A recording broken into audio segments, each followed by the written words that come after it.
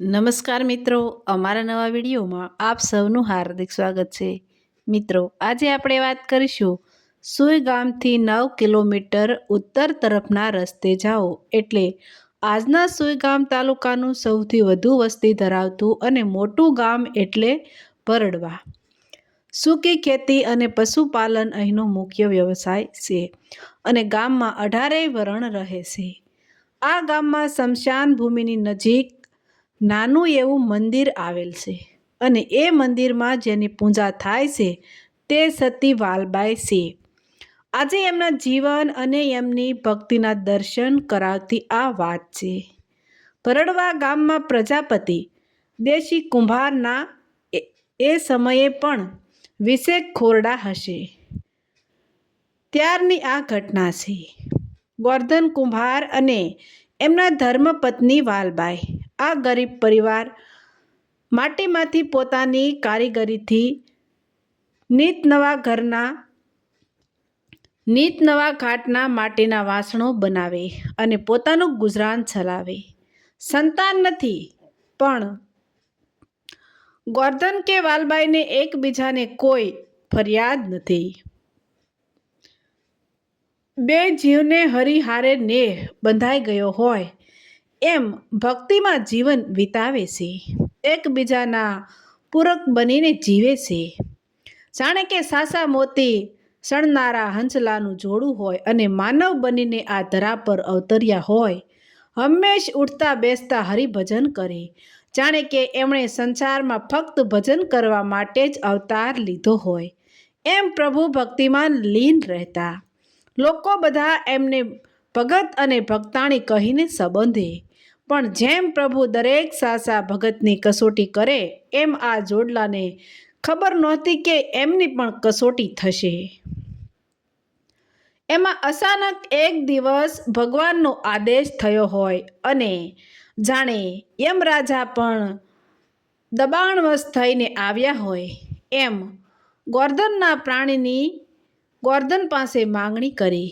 ગોરધનને એમ હશે કે હરિ મારા પાસે માંગણી કરે છે તો આપવો પડે અને પોતાના ખોળિયામાંથી જાણે જાતે કાઢીને આપ્યો હોય એમ યમરાજાની સાથે ગોરધન કુંભારનો આત્મા સ્વર્ગલોક તરફ નીકળી ગયો. આ બાજુ સવારે વાલબાઈ ગોરધનને જગાડવા જાય ત્યાં તો આ શું! અહીંયા તો એના ભરથારનું ફક્ત પ્રાણ વિનાનું ખોળિયું હતું. જે હૈયે કાયમ હરિનામ રહે ઈ હૈયામાં આજ વેદનાએ જગ્યા લીધી હોય એમ વાલબાઈ અહીંયા ફાટ રુદન કરે છે. કારણ વાલબાઈને જેમ હરિહારે પ્રીત હતી એમ પોતાના પતિને પરમેશ્વર રૂપે પૂંજનારી એક સતી નારી હતી. આખા ગામમાં ખબર પડી કે ઓચિંતા ગોરધન ભગતનું અવસાન થયું છે. સહુ કોઈ આવીને વાલબાઈને સાના રાખવાની કોશિશ કરે છે. પણ વાલબાઈ હરિને ઠપકો આપ્યા કરે છે કે પ્રભુ, તે મારી સાથે વિશ્વાસઘાત કર્યો છે. તને ત્યાં એક જીવની અસત પડી હોય તો મારા પ્રાણ લેવા હતા, પણ મારા પરમેશ્વરને તે મારાથી શેટો પાડવાનું પાપ કર્યું છે. ભક્ત અને ભગવાન વચ્ચેના સંવાદને આ દુનિયા સમજી ના શકે એટલે લોકો કહે છે કે આ બાઈ પતિના વિયોગે ગાંડી થઈ ગઈ છે. લોકોએ કહ્યું કે હવે આ નશ્વર દેહને ઝાઝી વખત સંઘરી ના રખાય એટલે સહુ ભેગા મળીને અંતિમ સંસ્કારની તૈયારીમાં લાગી ગયા. વાલબાઈ આજે હરિ સામે આર પાર લડી લેવા સજ્જ હતા કે કાં તો મારો પતિ મને પાસો આપ, નહીતર મને એની હારે લઈ જા. આવા પોકાર પાડે છે. કુટુંબ પરિવારવાળા સહુ કોઈ વાલબાઈને સમજાવવા મથે છે કે જીવન મરણ તો સંસારનો નિયમ છે, પણ વાલબાઈ એકના બે નથી થતા. હવે કરવું શું? કોઈએ કહ્યું કે વાલબાઈને પૂછો કે તમે શું કરવા માંગો છો. આપણે નાનું વરણ કહેવાઈએ, સમાજની સામે આપણું કંઈ ના ચાલે. આ ગોરધનના નશ્વર દેહને અગ્નિ દેવા દ્યો. સહુ કુટુંબવાળાએ આજીજી કરી. ત્યારે વાલબાઈ માન્યા કે હા, પણ હારે મારે પણ અગ્નિમાં સમાવવું છે. કુટુંબવાળા ચોંકી ગયા. શું તમારે સતે ચડવું છે? વાલબાઈ કહે, હા, ઉપરવાળો મને મારો પરમેશ્વર ના આપી શકે, પણ હું તો મારા પરમેશ્વર ભેળી જઈ શકું ને. બસ ગામમાં વાતો થવા લાગી કે ગામની એક કુંભારણ બાઈ સતે ચડે છે. કેટલાય પાપી આત્મા વાલબાઈની ઠેકડી ઉડાડે છે. કોઈ આને ધતિંગ કહે છે તો કોઈ ગાંડપણ કહે છે.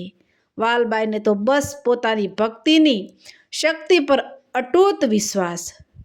સીતા તૈયાર થઈ. વાલબાઈએ પોતાના પતિનું મસ્તક ખોળામાં લીધું. એ સમયે અંગ્રેજોનું શાસન અને સતી પ્રથા પર પ્રતિબંધ હતી. એ વખતે અંગ્રેજ અમલદારનું સુઈગામમાં થાણું. સુઈગામમાં જઈને કોઈ માણસે ખોટે ખોટી ફરિયાદ લખાવીને બાતમી આપી કે ભરડવામાં આજે કોઈ અબળાને સમાજ દ્વારા બળજબરી સતી થવા મજબૂર કરવામાં આવી રહી છે. અહીંયા ગામમાંથી અમુક મનમેલા અને પાપી આત્માઓ ગામ લોકોના કાન ભરે છે કે જો આ બાઈ બળીને મરી જશે તો ગામ માથે ફોજદારી ગુનો થશે અને આખા ગામને સુઈગામમાં કાળકોટડીમાં પૂરી દેવામાં આવશે. ગામના લોકોના મનમાં ડર ઘર કરી ગયો. મનમાં બે પ્રકારના વિચારો આવે કે પોલીસ આવશે તો શું થશે, અને ખરેખર શું વાલબાઈની ભક્તિ અને સત સાચું હશે? આમ લોકોને કંઈ સૂઝતું નથી કે શું કરવું.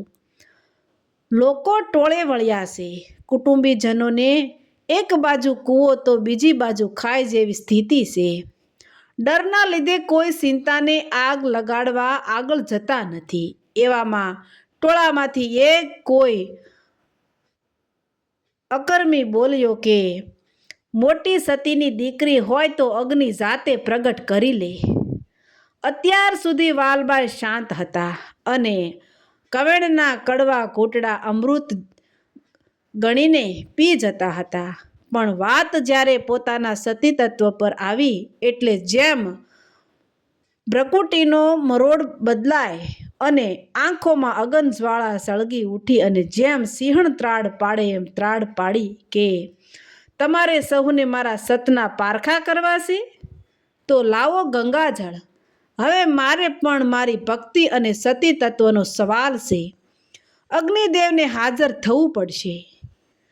કોઈને કહ્યું કે ગંગાજળ લાવો, પણ અદેખાઈ હોય કે ભૂલ હોય, પણ ગંગાજળના સ્થાનને ખારા પાણીનો કળશિયો આપી દીધો.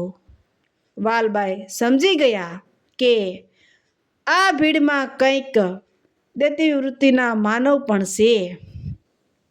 વાલબાઈએ ખારા પાણીના લોટામાંથી જળની અંજલી ભરી અને આભ સામે નજર કરીને જાણે કે પ્રભુની હારે પડદે વાતો કરતા હોય એમ મનમાં પ્રાર્થના કરી કે તું તો આખી દુનિયાનું સંચાલન કરવા વાળો છે.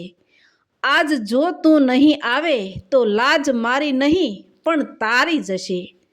મેં આ ભવ જો પતિ રૂપે એક જ ને સેવ્યો હોય અને સાચા મનથી તારું ભજન કર્યું હોય તો હવે આવ્ય એમ કહી પાણીની અંજલી ખડકેલ સીતા કાષ્ઠ માથે પડે એ પહેલા જાણે વૈકુંઠના કાંગરા હલવા લાગ્યા હોય, દિંગપાળોના હાથમાંથી ધરતીના શેડા છૂટતા હોય, વાસુકીના નાગ માથેથી જાણે હમણાં ધરા હેડી પડી જશે.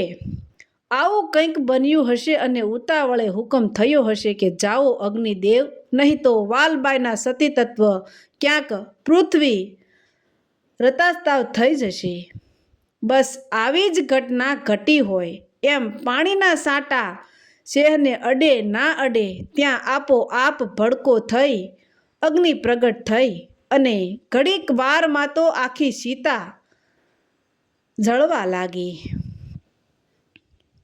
પણ વાલબાઈનો ક્રોધ શાંત થયો નહોતો. નિર્દોષ માણસો હાથ જોડીને ઊભા રહી ગયા. કોઈ વાલબાઈનો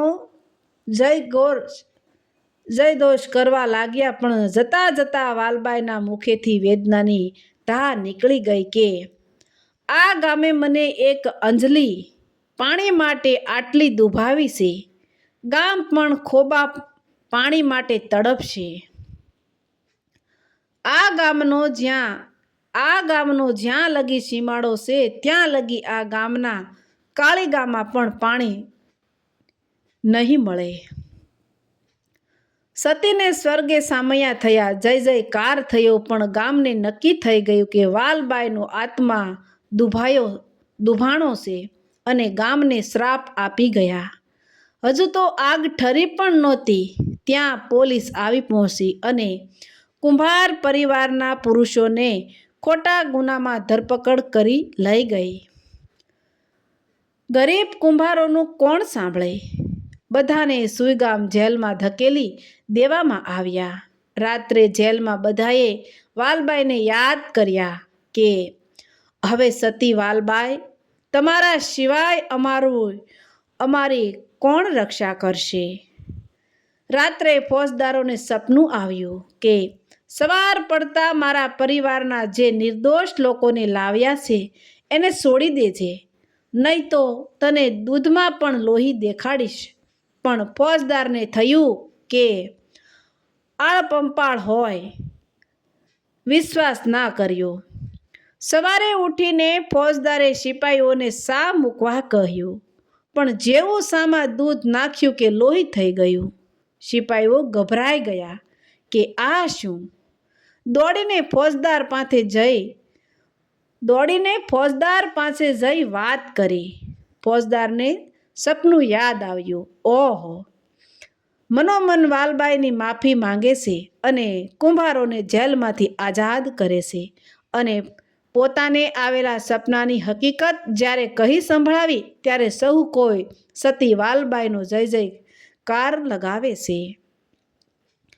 વાલબાઈના શ્રાપની વાત આજે પણ ભરડવા ગામના વડીલોના મુખે સાંભળવા મળે છે. આ ગામે લગભગ 1 સદી સુધી આ વેઠ્યું છે. ગામમાં પાણીની ખૂબ તકલીફ રહી અને ચોમાસું પણ નબળું રહેતું. સમય જતાં પેઢી બદલાઈ ગઈ અને આખા ગામે ભેળા મળીને વાલબાઈનું મંદિર બનાવ્યું અને માતાજી પાસે અરજી કરે કે ખરાબ કરનાર તો કરી ગયા, પણ સતીમાં અમારો શું વાંક? અમારી સાથે અન્યાય શું કામ કરો છો? અને સતી વાલબાઈએ શ્રાપ વાળ્યો હોય એવું આજે પણ ગામ સ્વીકારે છે. અત્યારે ગામમાં લીલા લહેર છે અને આપ પણ આ ગામની મુલાકાતે જાઓ તો વાલબાઈના મંદિરે માથું ટેકવી આવજો. ત્યાં તમને સાચી ભક્તિ અને સતી તત્વના પુરાવા મળશે. તો મિત્રો, આવા જ નવા વિડીયો જોવા માટે અમારી ચેનલ લાઇક, શેર અને સબસ્ક્રાઈબ કરજો.